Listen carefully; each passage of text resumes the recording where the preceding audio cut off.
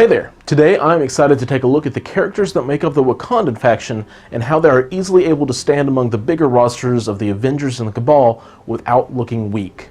My name is Nate, and welcome to the Gamers Guild.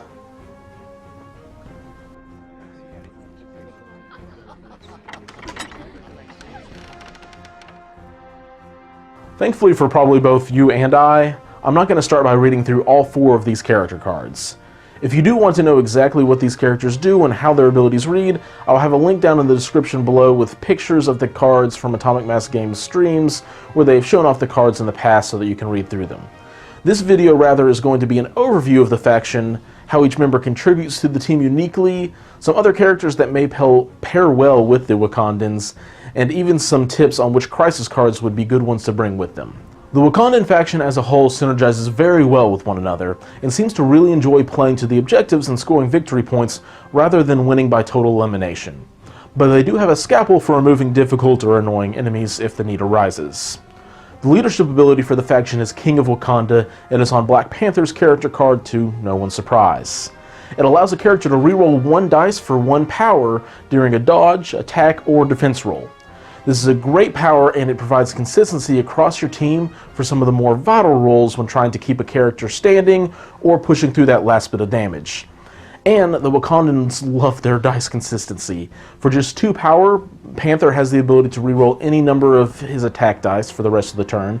Killmonger gets to reroll 1 dice for each character that he's dazed or knocked out during the game, and Shuri can spend power to let allies within 4 reroll on attack or defense. Not to mention that both Shuri and Killmonger have abilities that for 1 power, they can count blocks as hits during an attack roll. So in a word, Wakanda is consistent. As for a breakdown on different things each character can do, Panther is a fantastic and usually very durable objective player with a long move in his vibranium armor.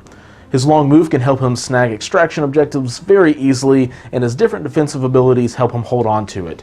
And he is great for pushing enemy models off of objectives with his guaranteed push from his strike, or even pushing multiple enemies with his kinetic burst to claim an objective for himself towards the end of a turn. And with such easy access to rerolls on his own, he can provide decent damage even if not quite as much as some of the other 4-threat big hitters. Killmonger is the scalpel I had mentioned beforehand. With him getting to re-roll dice for each of his earlier kills, to the fact that he gets an extra 2 dice when he makes a second attack against the same model in a turn, which is really easy to do because he has the charge ability, makes him extremely lethal. Not to mention the ace in his sleeve, Usurp the Throne. It's a team tactic card that Killmonger has to pay 3 to play the card, but after that you choose the highest threat character, or in case of a tie, one of the highest threat characters your opponent controls. For the rest of the round, Killmonger gets to roll 2 extra dice against that model. The kicker, and why it plays well with the objective strategy, is if Killmonger dazes or moves that character that turn, you score an additional 2 victory points for it. No other tactic card so far scores additional points, so to say this is strong feels like a severe understatement, especially considering some of the other nasty things Killmonger is able to do. And speaking of characters that can do nasty things, let's talk about Shuri. Shuri is aerial denial and support all wrapped into one pretty package at 3 threat. Not to mention she has Panther Pew Pew gauntlets, and those gauntlets may not get a lot of damage in, but they're going to keep enemies far, far away. A guaranteed push and 1 power gain regardless of damage is really nice, especially when you keep in mind that the push doesn't have a size restriction. Need to deal with MODOK? Just keep shoving him out of position, or if an enemy just had to climb on top of a terrain piece, push them right back off. If she needs to, she can lay down some pain in status conditions with her Sonic Crush, but really the hope is you don't have anyone in range so you can bank her power for her upgrade ability to help other characters reroll their dice while she sits on a back objective and makes pew-pews at range 5. The other nice use for her power is the Vibranium Shielding Team Tactic card. It does require the Wakanda affiliation, but what this one does is hands out Iron Man's passive ability of reducing incoming damage by 1 to a minimum of 1 for anyone within range X, where X is the amount of power put in up to 5. And it is possible for Black Panther to play this instead, but the important thing is this card is basically Psychic Fortress, but better. Because you can roll perfect dice and get an extra reduction on the damage instead of just changing a blank or a hit into a block like the cover from Psychic Fortress. And it works on superpowers like Counter-Strike, it works for dodge rolls. Again, just another great tactic card for the Wakandans. With that being said, let's talk about the last character rounding out the squad of the damage dealer, the objective player, and the support. We have Okoye the multi-tool. She has a built-in reroll on her attack and defense rolls, the ability to bodyguard any vulnerable characters, which is great with her reroll, and if she is within range 2 of a physical or energy attack, she gets to count blanks as blocks, which we all know is really good. She also has a range 4 spear blast that has 4 power and gets her a power back, which just kind of laughs at Black Widow's pistols. Oh, and if that's not enough, she only costs 2 threat, so even if she is just holding a secure objective on her own, scoring you some points, you probably don't really mind because she is helping you win the game for 2 threat. There doesn't really seem to be a bad way to play her up front using the bodyguard. That's what she's made for. Or holding an objective and throwing out the occasional spear blast for some chip damage. She loves it.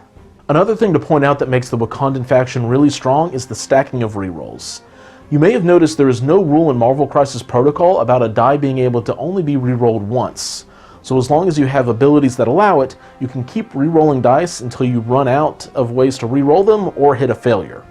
So even the absurd amount of rerolls may seem redundant, just keep in mind that Killmonger can use his rerolls from kill count, then if Shuri is in range, she can spend power to help reroll some more, and then if you need to, you can still use the leadership ability to roll 1 more dice. Again, consistency. But what really makes the Wakanda affiliation stand out for me as their own contender is their last team tactic card, Wakanda Forever. It is kind of like Avengers Assemble, but instead of a free short move for each character that spent a power, they instead get to make 1 attack that has a power cost of 0.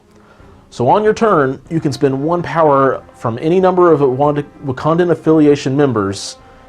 So for the moment only Panther, Killmonger, Shuri, and Okoye, but then each of them get to make 1 free attack. What can be especially devastating about this is how you order your attacks. Maybe have Shuri go first and have her push a character into Black Panther's range that he had just pushed out of range with his own strike. Or play this during Killmonger's activation and get to apply his focused on the kill passive twice in a round. Or even do it while Usurp the Throne is active to ensure the demise of an enemy character. This card and the other Wakandan tactic cards are what really make them stand alongside the Cabal and Avengers and make them equally as strong. So, you know at least 4 of the characters making up your roster if you're playing with Wakandans. What about the other 6 that you want to bring to the table? Another heavy hitter or 2 is never a bad thing, so Captain Marvel, Venom, or Ultron aren't bad additions. From there, Zemo for even more rerolls and a pretty decent objective player is not a bad look. And MODOK is a really good look since he is always tough to take down and is the only character we have with a mystical attack at this point. And if you want to double down on the objective play, throw in Spider-Man and Black Widow. As for the objectives themselves, I would recommend high-scoring ones to try and lock down the game point-wise very quickly. For Extraction, I run Spider-Infected, Struggle for the Cube, and Wakandan Herbs. All of these have high-scoring possibilities, and with Panther, you can easily secure the middle objective on the first turn, or make your opponent pay for doing so. As for the secure objectives, I recommend Gamma Waves, Infinity Formula, and Extremis at the moment. All of these have objectives close to your own deployment zone that Okoye or Shuri can hold down while doing some long-range work while also staying out of harm's way. Anyways, those are my thoughts on our solid new affiliation that is entering the game. As more affiliations and characters come out, let me know if you'd rather have individual character breakdowns like what I did for Venom, or more affiliation-focused videos like this one. As always though, thanks for watching, and keep on gaming.